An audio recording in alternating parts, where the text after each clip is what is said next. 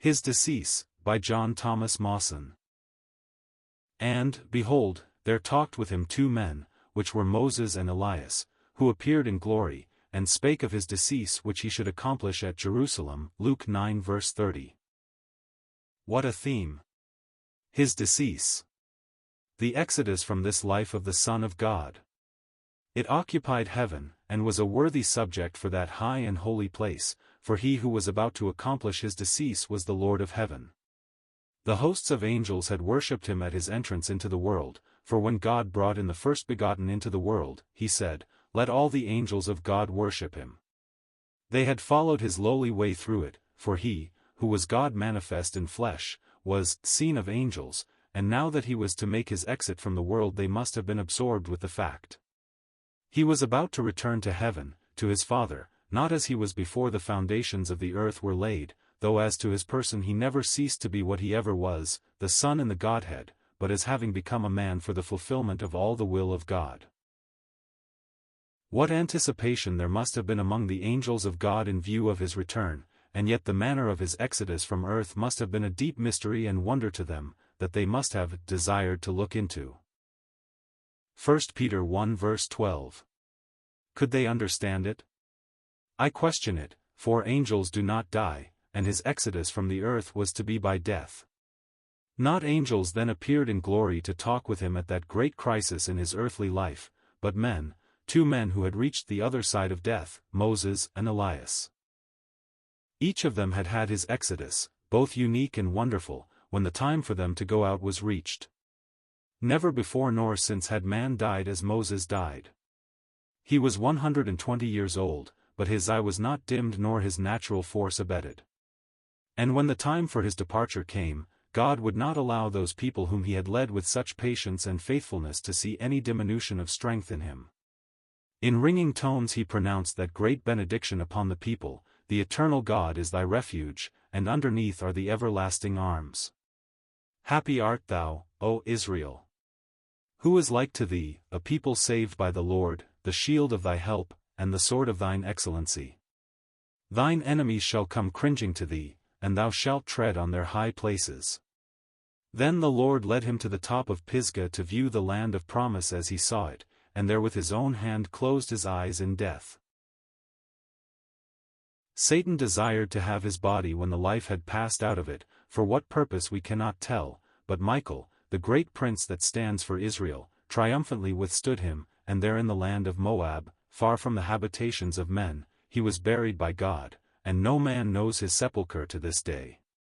That was a noble decease, the crown of a noble life, God's, "Well done," to a good and faithful servant, for God remembered in that hour all his labors, and precious in the sight of the Lord was the death of Moses, the saint of God. And Elias also, what an exodus was his! On the other side of Jordan, with one faithful companion near him, Elisha, who was to succeed him as God's prophet to the people, and 50 sons of the prophet standing afar off as eyewitnesses of the event, he was caught up to heaven in a whirlwind, with a chariot and horses of fire attendant. In this way did God put his seal upon the service of his servant, so that even though the people were unchanged by all his words and acts of power, they might yet believe that a prophet of God had been in their midst. Never before or since had man had such an exodus. But not of their own exodus did these two men talk, as they stood upon the holy mount with their Lord, they had a greater and more wonderful theme. Of neither could it be said that he accomplished his exodus, nor could it be said of any other man. Every man is compelled by reason of death to terminate his stewardship on earth, for none are free from failure and sin, even though, as in the case of Elias, his faithfulness was signalized a unique outgoing, but Jesus could have lived on, for there had been no failure in him. These two great men had been sorely tried, and had sorely failed, and that in their strongest points of character. Moses, the meekest man in all the earth, lost his temper at last, and did not honor God before the people. Elias, the most courageous man of faith that ever stood for God, fled from his post at the threat of an idolatrous woman.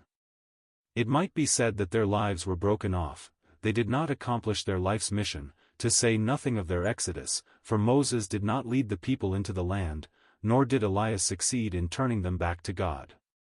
They made way for others to take up the work that they laid down unfinished.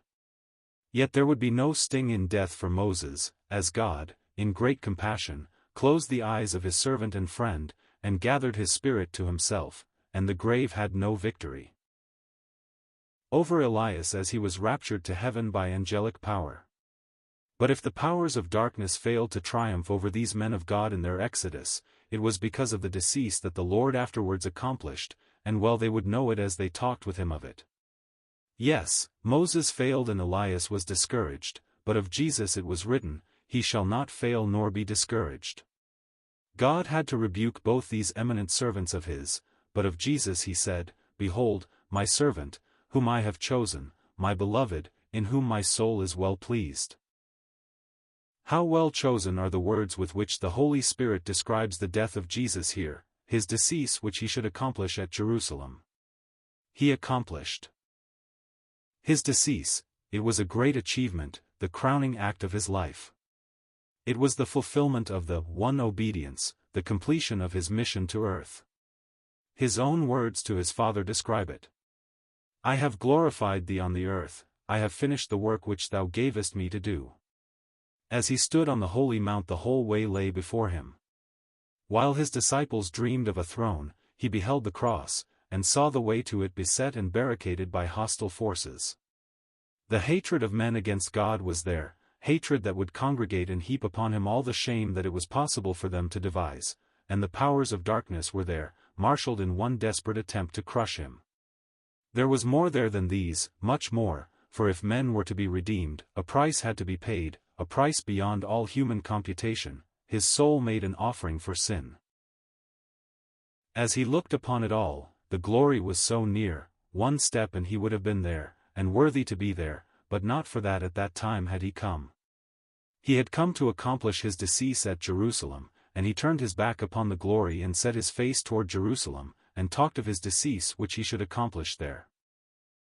No wonder that the Father's voice was heard from the excellent glory, saying, "This is my beloved Son, hear him."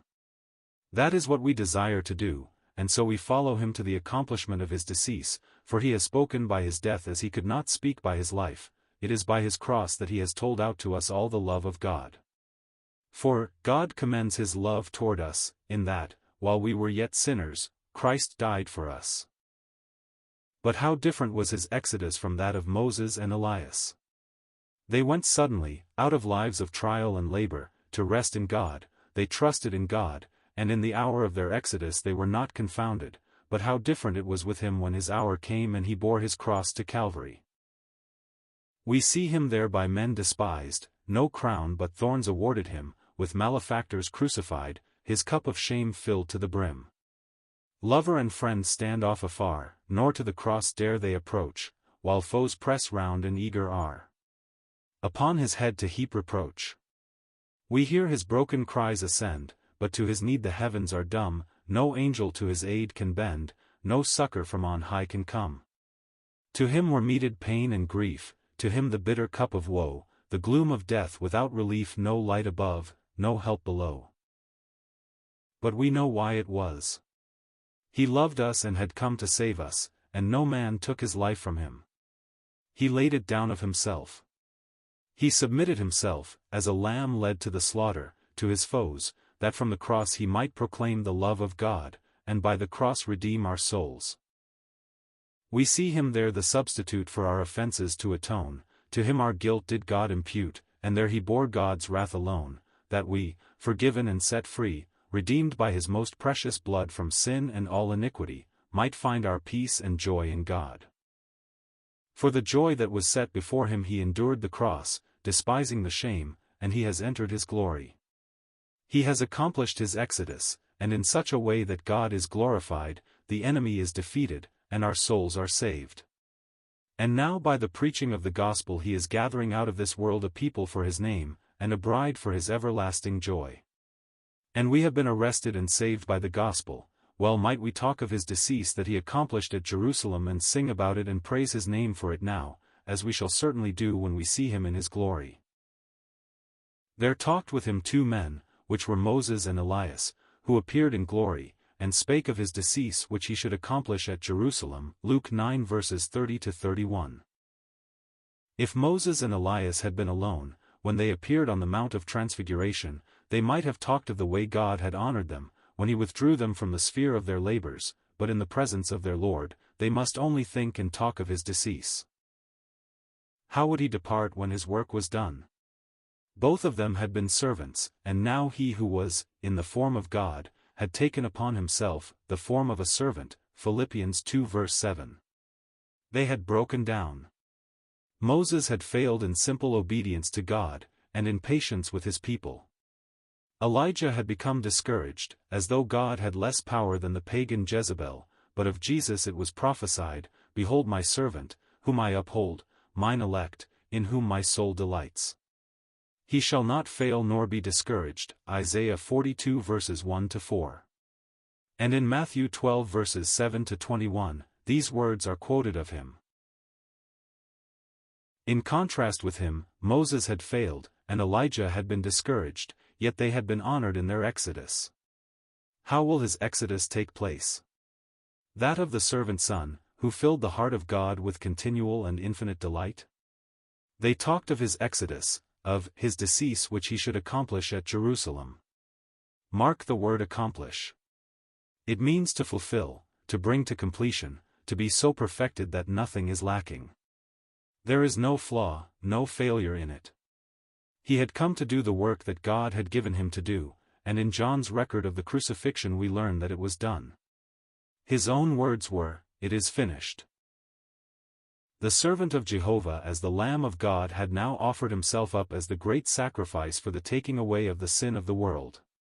He had then drained the cup his Father had given him, he had glorified God on the earth, maintaining that glory on the cross, so with the suffering behind him, just before he yielded up his spirit, he uttered the triumphant word, "It is finished."